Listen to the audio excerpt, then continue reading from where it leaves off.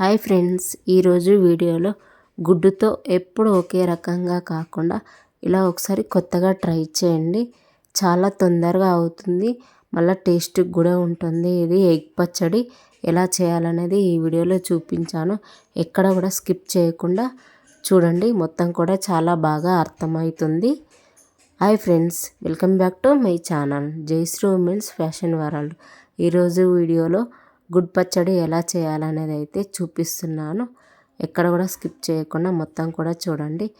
దీనికోసం అయితే నేనైతే 5 గుడ్లు అయితే తీసుకున్నాను. 5 గుడ్లు తీసుకొని ఒక బౌల్ లాంటిది తీసుకొని అందులోకి ఈ గుడ్లన్నీ కూడా పగలగొట్టుకొని వేసుకోవాలి.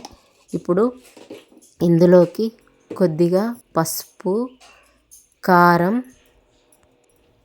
కొద్దిగా అల్లం వెల్లుల్లి పేస్ట్, టేస్ట్కు సరిపడా ఉప్పు, ధనియా పౌడర్, గరం మసాలా, కొత్తిమీర, కావాలనుకుంటే ఉల్లిపాయలు కూడా వేసుకోవచ్చు.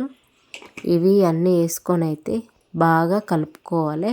మొత్తం కూడా ఈ కారం ఇవన్నీ మనం వేసాం కదా, ఇవి వేసినవి అన్నీ కూడా గుడ్డుకు పట్టేటట్టుగా వీడియోలో చూపిస్తున్నట్టుగా బాగా అన్నీ కూడా కలుపుకోవాలి. ఇలా మొత్తం కలిపిన తర్వాత అయితే పక్కన పెట్టుకోవాలి. మొత్తం కలిసి అయినాక పైనుంచి అయితే కొద్దిగా కొత్తిమీర వేసుకొని కూడా కలుపుకోవాలి. ఇది కలిపి పక్కన పెట్టి ఇప్పుడు ఒక కడాయి లాంటిది కానీ లేకపోతే బగోనె లాంటిది తీసుకొని అందులోకి కొద్దిగా వాటర్ వేసుకోవాలి.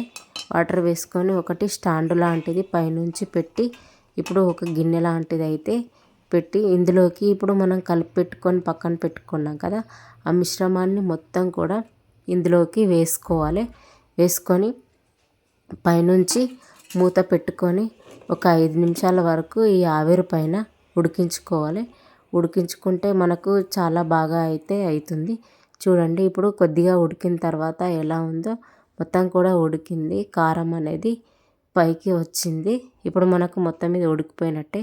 ఇప్పుడు స్టవ్ ఆఫ్ చేసుకొని కిందికి అయితే తీసుకొని ఇప్పుడు ఇవన్నీ కూడా చిన్న చిన్న ముక్కలుగా కట్ చేసుకోవాలి. ఫస్ట్ అయితే సైడ్లకి ఇలా షాక్తో కానీ స్పూన్తో కానీ ఇలా అనుకొని మీకు ఏ విధంగా నచ్చితే ఆ విధంగా అయితే ముక్కలుగా చేసుకోవాలి. చిన్నవిగా కావాలంటే చిన్నవిగా చేసుకోవాలి, కొంచెం పెద్దవిగా కావాలంటే పెద్దవిగా అయితే చేసుకోవాలి.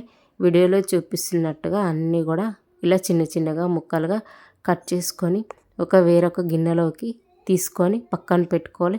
చూడండి ఎంత బాగా ఉడికిపోయినాయి. ఇట్లా స్పంజీ లాగా అయితే చాలా అనిపిస్తున్నాయి కదా.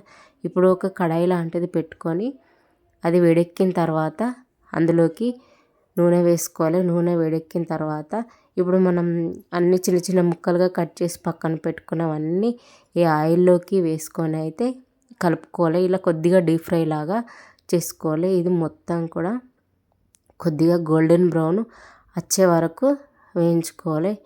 ఇలా చేసుకుంటే అయితే చాలా బాగుంటుంది. పిల్లలు కానీ పెద్దలు కానీ చాలా ఇష్టంగా తింటారు. ఇప్పుడు బయటకు వెళ్ళి పనిచేసే వాళ్ళకు అలసిపోయినప్పుడు అయితే ఇలా చేసి పెట్టుకొని ఉంటుంది కాబట్టి అప్పటికప్పుడు అయితే తొందరగా కలుపుకొని అయితే తినొచ్చు అన్నం వండుకొని.